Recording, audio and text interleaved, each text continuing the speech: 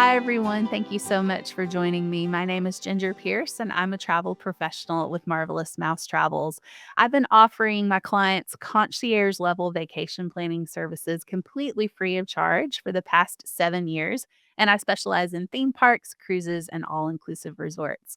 Welcome to episode 3 of my brand new podcast, Cup of Travel. I envision this as your cozy corner of the internet, a place where you can just grab your favorite beverage and we can sit down together to talk about what's going on in the world of travel. You can probably tell from my mug that today's episode is going to be Disney themed. I book a lot of Disney vacations for my clients. It's a huge part of my business, but it's also a huge part of my family's personal vacation plans and memories. We spend a lot of time at Walt Disney World, and so I'm excited to talk about it. And today we're going to talk about a topic that I get so many questions about, and that is the Disney World value resorts and which one is the best. So, in this episode, I'm going to be ranking the 5 on-site value properties in order from my least favorite to the one I would put top of my list. And I'll kind of give you the reasons why I've ranked each property where I've ranked it along the way. But before I do that, I just want to share a piece of general information that applies to all 5 value properties, and that is that their standard rooms have a max occupancy of 4. So if you have a family of 5 or more, you're going to be looking either at a family suite at one of the value resorts, or you're going to need to look at a moderate or deluxe level property. Now, before I rank these resorts, let me just tell you the 5 that we're going to be discussing today. We're going to be looking at the 3 all-star properties: Disney's All-Star Sports, Disney's All-Star Music, and Disney's All-Star Movies. And then we're also going to be talking about Pop Century and Art of Animation. So we'll begin with the resort that I would put as number 5 on my list, and that is Disney's All-Star Music Resort. Now, there are several things that I really do like about this property. I love music. I'm a musician, come from a musical family, so obviously I love the theming. There are a lot of touches, a lot of nods to different genres of music that I really like and appreciate.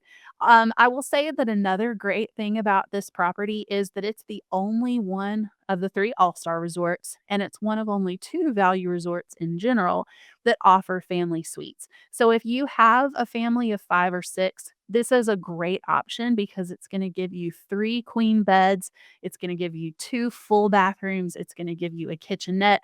It's just a great amount of space, and I really like that All Star Music has both standard rooms and those family suite options.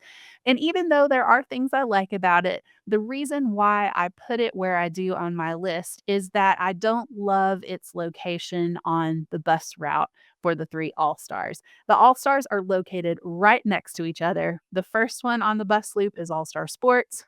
The last one is All Star Movies, and smack in the middle is All-Star Music. So you're never going to be the first person that's picked up on the bus loop or the first person that's dropped off because you're just located kind of right there in the middle between the two.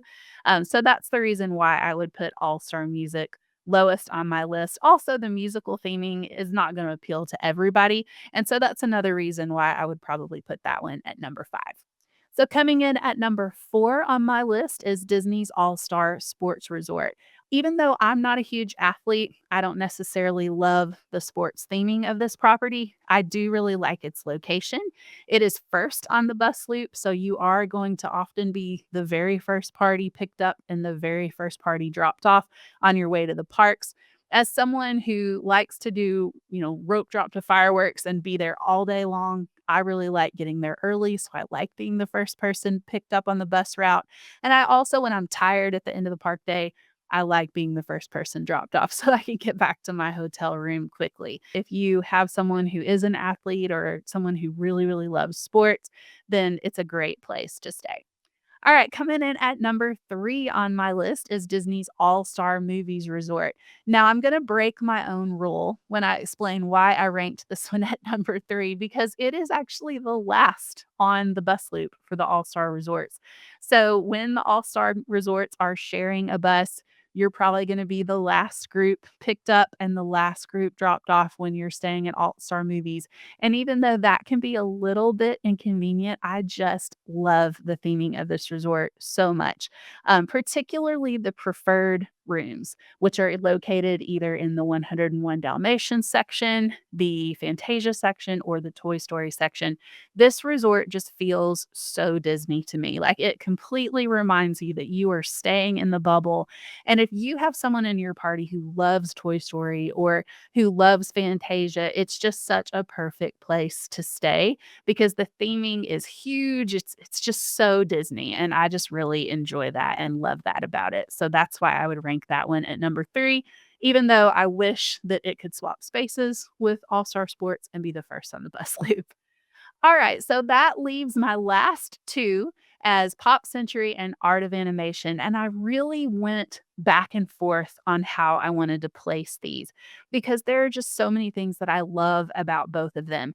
Art of Animation, I love the theming. It is the only resort on Disney property to be themed exclusively after Disney animation.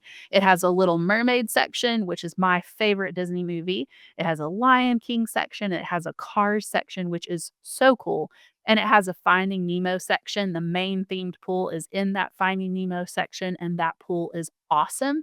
So those are the things that I love about Art of Animation. Pop Century is themed after the decades of the 20th century, starting in the 50s, going all the way up to the 90s.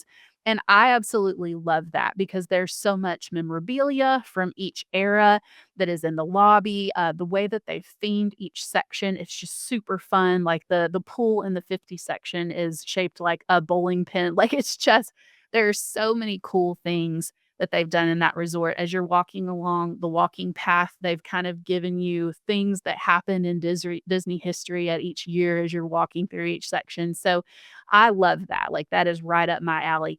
So the theming of both properties are awesome. It's really hard to choose between them based on that. They're also sister properties, so they're located right across Hourglass Lake from each other. They share a Skyliner station, which is also something that I love about them. They're both on the Skyliner line, which means that you can take a gondola to Hollywood Studios and Epcot and only take a bus to Magic Kingdom and Animal Kingdom. I feel like the gondolas just get you around so much quicker because they run continuously. They're awesome. I love the Disney Skyliner. And I love the fact that both of those properties are on the Skyliner line. I also love their central location. They are very close to pretty much smack dab in the middle of Walt Disney World property. So it's very convenient to get a lot of places. The All Stars are located in the Animal Kingdom Resort area, which is a little further out from the other parks, super close to Animal Kingdom, but a little further out from Disney Springs and the other parks. But I feel like Art of Animation and Pop Century are located just almost smack dab in the middle of Walt Disney World. So here's how I placed them. I ended up putting Art of Animation as number 2 and Pop Century as number 1. And here's why. At Pop Century, you can book a standard room with a max occupancy of 4 in a preferred location, which means that you can book a room that is strategically closer to transportation and food. And I really like that because at the end of a park day, when I'm super tired, I don't want to have to walk a long way from the bus stop to my room. I just want to be there quickly. If I'm mobile ordering breakfast so we can get to the parks fast, I want to be able to get over to pick that up super quickly. So I love being in a preferred location. And at Pop Century, you can get a standard room for 4 in a preferred location. But over at Art of Animation, the rooms that are in preferred locations are the Nemo family suites. All of the standard rooms with a max occupancy of 4 are located in the Little Mermaid section, which is the furthest section away from transportation, from the main pool, from food. It's just not the most convenient place. And so, because I am a family of 4, I love Pop Century because I can get that preferred location in a standard room, which saves me money but still gives me convenience. But I love both of these properties and would definitely stay at either one of them again. I hope you learned something in that ranking that can help you decide which of the 5 Disney value properties might be right for you. I've been fortunate enough to stay in all 5 and experience the pros and cons that they each have to offer. And so that honestly is the beauty for you when you reach out to a travel professional like me, is that you are talking to someone who has a wealth of experience with these properties and can provide you with recommendations that are tailored to your specific needs. The resort that I like the best may not necessarily be the one that's going to be the best fit for you. But when you work with me, I get to know you. I ask you very specific questions about your needs and interests so that I can tailor my recommendations to what's going to fit you best and not necessarily what would fit my family the best. And the best thing about that is that it doesn't cost you anything to work with me. It is the exact same price to book your vacation through a travel agent like me as it is to book it directly on Disney's website. So if you'd like to learn more about my services, or if you would like to start planning your Disney vacation with me, visit my blog at gingermnt.com.